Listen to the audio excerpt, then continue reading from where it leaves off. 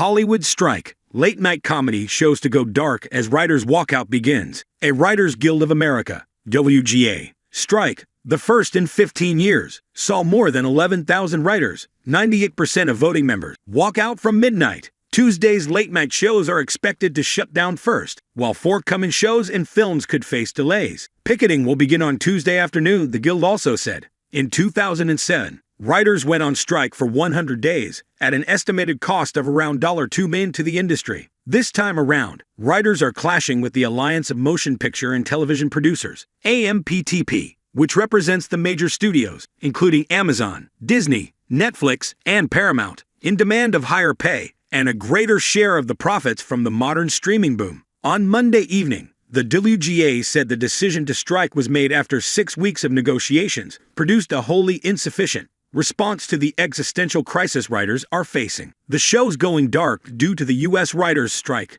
TV writers explain why they're walking out. Key issues in the talks have been how writers get paid for shows, which often remain on streaming platforms for years, as well as the future impact of artificial intelligence on writing. The AMPTP said it had offered a comprehensive package proposal, including higher pay for writers, but it was unwilling to improve that offer further because of the magnitude of other proposals still on the table that the Guild continues to insist upon. On Sunday evening, the Deadline Hollywood outlet reported that production on late-night live comedy chat shows, including The Late Show with Stephen Colbert, Jimmy Kimmel Live, and The Tonight Show starring Jimmy Fallon, will all come to a halt. Colbert, who taped his show before negotiations unraveled, shared an image of his writers while expressing support for them in his opening monologue on Monday evening. Arriving at the Met Gala, Fallon said he hoped the strike would not go ahead, but at the same time wanted to see a fair deal agreed for writers. "I need my writers real bad. I got no show without my writers." Late-night host Seth Meyers expressed his support for the strike on the correction segment of his show on Friday.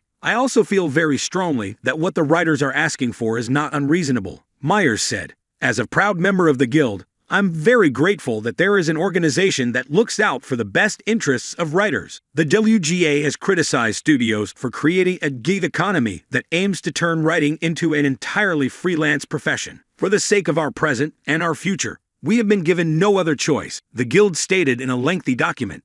It called for a TV staffing minimum, ranging from 6 to 12 writers per show, as well as a guaranteed minimum number of weeks of employment per season. In their own statement on Tuesday, the AMPTP called those the two primary sticking points. For their part, the collective studios previously said they must cut costs due to financial pressures, while noting how the overall residuals payments to writers hit an all-time high of $494 million, £395 million in 2021. The AMPTP also rejected a Guild demand that the use of ad bots be banned from writing or rewriting material, instead offering to hold annual meetings to discuss advancements in technology. Many readers will remember how TV and film productions felt and looked a little different during the COVID lockdown era, due to strict safety protocols, but some may not recall the similar effects of the last big writers' strike during the winter of 2007. The strike saw writers asking studios for new contracts that gave them more money when their work got sold on DVD, downloaded, or streamed online. For viewers, it meant that big-named late-night talk shows, which rely heavily on writers for their scripts and jokes, dropped off air. One such name, host Conan O'Brien, showed his support for the striking writers while on air